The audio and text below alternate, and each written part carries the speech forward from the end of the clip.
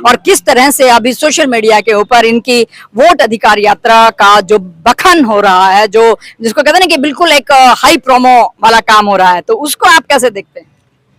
देखिए, हमारे यहाँ एक कहावत है ना कि सजनी हम हूँ राजकुमार। हाँ। मतलब आपको कोई पूछ नहीं रहा है, लेकिन आप खुद ही से कह रहे हो भैया हम भी राजा ही हैं, हम भी दूल्हा हैं। तो कोई दूल्हा तो बता नहीं रहा है इनको। मेरा ये कहना, जैसे आपने कहा लाखों की भीड़ है, तो ये बताइए आज लाखों की भीड़, प्रशांत किशोर जी भी अपनी रैली कर रहे हैं, पदयात्रा कर रहे हैं, उनके यहाँ भी भीड़ खूब आ रही है। केजरीवाल आम आदमी पार्टी, इनके यहाँ भी खूब भीड़ आई। क्या कहते हैं 2017 में अखिलेश यादव और राहुल दोनों एक हो गए थे, वहां भी खूब भीड़ आई। तो क्या चुनाव जीत लिए? क्या कहते हैं कि आज पता नहीं कितने लोग, तो क्या कहने का मतलब सरकार बना लिए? खाली भीड़, देखिए भीड़ से सिर्फ चीजें तय नहीं होती हैं।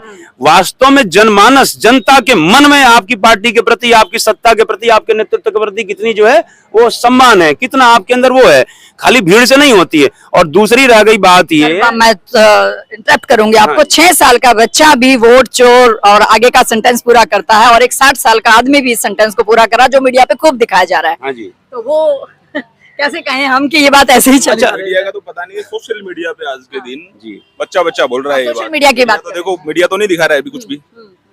मीडिया तो मुझे लगता नहीं बहुत कुछ दिखा रहा होगा, लेकिन सोशल मीडिया पे हम लोग हैं यूथ पूरा। तो कोई भी आप पोस्ट उठाएं, कुछ भी उठाएं, ठीक है ना। पहले तो नहीं था ये सब, इससे पहले नहीं था ये कभी। राहुल गांधी के बारे में इतनी पॉपुलरिटी देखी नहीं गई है। 11 साल तक तो सबको शांति थी, लेकिन ऐसा नहीं था कि यात्रा से उन्होंने बहुत कुछ चेंज कर दिया। हो सकता है अपने आप में उन्होंने चेंज करे, कोशिश करी हो उन्होंने, लेकिन जो वोट चोरी वाला मुद्दा है ना, इसमें तो आप खुद देखिए ना, तथ्य को लेके आए हुए हैं। और मतलब मैम अगर इंस्टाग्राम खोलेंगे ना, कोई भी पोस्ट हो, यहाँ तक कि नितिन गडकरी की पोस्ट में मैंने देखा, जो इस मतलब गवर्नमेंट के सबसे बढ़िया मंत्री हैं आई थिंक, तो उनकी पोस्ट पे भी वोट चोरी के ही कमेंट ज्यादा थे, मतलब मोस्टली कमेंट वोट चोरी के थे। तो पब्लिक का मत तो जो है ना, रुझान तो है, पब्लिक समझ तो रही है, सब समझ रहे हैं इस चीज को जी। कल राहुल जी ने अपनी फिर से प्रेस कॉन्फ्रेंस की थी, और उस प्रेस कॉन्फ्रेंस में उन्होंने कहा कि ये एक और माइलस्टोन है। उन्होंने बकायदा जो है ना कर्नाटक के अलन सीट का पूरा 6018 वोट कैसे काटी जा रही थी, कैसे उन्होंने उस चीज को पकड़ लिया। फिर वो एमएलए भी मौजूद थे वहां पर, मंच पर मौजूद थे, उन्होंने भी उस चीज को वेरीफाई किया। वो जो जिनकी वोटें कट रही थी, जिनको इस तरह के मैसेज है, जिनके फोन यूज हुए, वो भी सारी बातें थी। तो और स्टेज के ऊपर पूरे तथ्यों के साथ वो वहां मौजूद थे, और क्लियर था उनका विजन कि भाई मैं फाउंडेशन बना रहा हूं, 2 से 3 महीने में जो हाइड्रोजन बम की बात की जा रही है वो बिल्कुल आप सबके सामने बिल्कुल क्लियर कट होगा। तो एक आम नागरिक, आप कहाँ से बिलोंग करते हैं? राजस्थान। अच्छा, तो राजस्थान से एक आप दिल्ली में विजिट करने के लिए आए होंगे ना?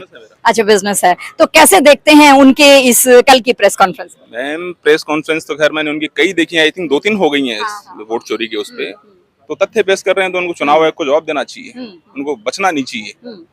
अगर वो विपक्ष के नेता भी हैं, जाहिर सी बात है, बड़े आदमी हैं, वो लीडर हैं, और तो उनको जवाब देना चाहिए।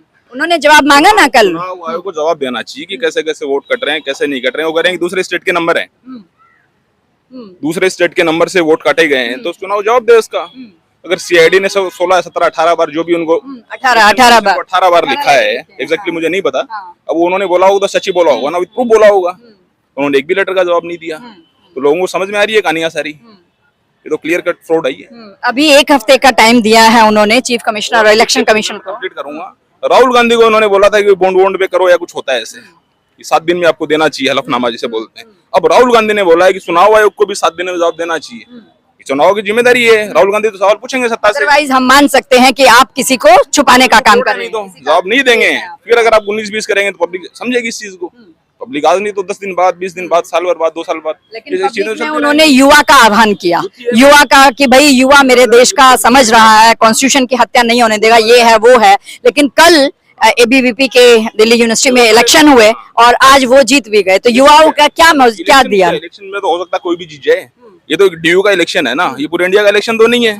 इसमें तो पार्टी वाइज भी होता है ना। रुको, कोई बहुत पावरफुल आदमी होता है, छोटा सा इलेक्शन होता है, ये 50-60 हजार वोट पड़े जाते हैं इसमें। ये कोई बहुत करोड़ों वोटों वाला इलेक्शन नहीं होता है। इसमें चलो जीत गए जिसकी पर्सनालिटी अच्छी है, जिन्होंने अच्छा कैंपेन करा। पिछली बार एनएसयूआई का जीता था, इस बार उसमें एबीवीपी के जीत गए। चलता रहता है ये तो। अब ये देश का इलेक्शन थोड़ी डिसाइड करेंगे, वोट चोरी से इसका क्या लिंक है? बताओ जी, इलेक्शन कमीशन क्यों नहीं जवाब दे? इलेक्शन से वोट चोरी का लिंक ही नहीं है। इलेक्शन कमीशन को जवाब देना चाहिए इस मामले में, आगे आना चाहिए कि हमारी हमसे गलती हुई है या नहीं हुई है, उसको प्रूव कर रहे हैं वो तो राहुल गांधी। अगर वो कर रहे हैं प्रेस कॉन्फ्रेंस को प्रूव कर रहे हैं ना, तो गलत साबित कर दो। जवाब लेते हैं, बने रहिए। बताइए सर, इलेक्शन कमीशन 18 महीनों में 18 लेटर सीआईडी ऑफ कर्नाटका के द्वारा दिए गए हैं और जवाब नहीं दिया गया, कुछ भी सेटिस्फाई वाला जवाब नहीं दिया गया है और सरेआम इल्जाम है ये कि 1 हफ्ते के अंदर दीजिए, नहीं तो हम मानेंगे कि आप उनका चेहरा है। नहीं मानेंगे क्या भाई, आप चलिए 1 हफ्ते के अंदर, आप, मैं तो वही बोल रहा हूँ, 1 हफ्ते के अंदर by the way election commission आपको जवाब नहीं देता है, आप कोर्ट जाइए। अब मैं आपकी बात बोल रहा हूँ, आप तो हर बात पे कोर्ट जाने वाले हैं, राम मंदिर निर्माण न हो आप कोर्ट जाने वाले हैं, आप जो है वो अफजल गुरु की फांसी रुकवाने के लिए कोर्ट चले जाते हैं, आप जो है वक्फ बोर्ड के लिए कोर्ट चले जाते हैं, आप इसके लिए भी कोर्ट जाए। नहीं क्यों नहीं भाई, आप आरोप लगा रहे हैं, आप नहीं वोट चोरी, आप फिर इस्तीफा दे दीजिए ना। आप 99 नहीं, आप कह रहे हो वोट चोरी करके भारतीय जनता पार्टी जीत रही है, तो आप जहां जीत रहे हैं वहां वोट चोरी का इल्जाम क्यों नहीं लगाते हैं? क्या वहां जीते ही तो है ना, उस अलन सीट से जीते ही तो है। क्या हिमाचल में भारतीय जनता पार्टी हारने के लिए चुनाव लड़ी थी? क्या जो है क्या कहते हैं झारखंड में भारतीय जनता पार्टी हारने के लिए चुनाव लड़ी थी? क्या जो है पश्चिम बंगाल में हारने के लिए चुनाव लड़ी थी? अपनी पूरा दमखम लगा दिया, वहां आप जीत गए, तो वहां वोट चोरी नहीं करी भाई। केंद्र में सरकार तो भाई, अभी जब पश्चिम बंगाल में चुनाव हुआ है तब भी तो भारतीय जनता पार्टी का केंद्र में सरकार था, इलेक्शन कमीशन यदि आप कहते हैं उसके अंडर में था। जिस सीट का 6018 वोट चोरी का उन्होंने वो दिखाया है, उस सीट पे तो उन्हीं का आदमी जीता, कांग्रेस ही तो बोल रहा हूँ ना, आपका आदमी जीता, और तो इसका मतलब आप वोट चोरी करके जीते हैं। आप जो जीत रहा है उसको कह रहे हैं वोट चोरी करके जीते।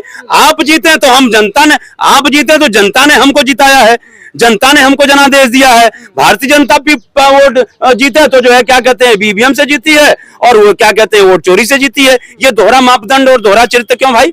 आप बात कीजिए पूरे। आप जो एक तरफ कहते हैं कि नहीं ईवीएम से चुनाव नहीं होना चाहिए, बैलेट पेपर से चुनाव होना चाहिए, हुआ बैलेट पेपर से अभी उपराष्ट्रपति का चुनाव वो हो गया ना, इनके तमाम पार्टी के लोगों ने जो है उनको वोट दे दिया, तो बैलेट पेपर से चुनाव टेस्टिंग हो गया। कहने का मतलब है कि ये दोहरा चरित्र जो है नहीं चाहिए। जनता अब जाग चुकी है, ये अब सोशल मीडिया का जमाना है, डिजिटल मीडिया का जमाना है।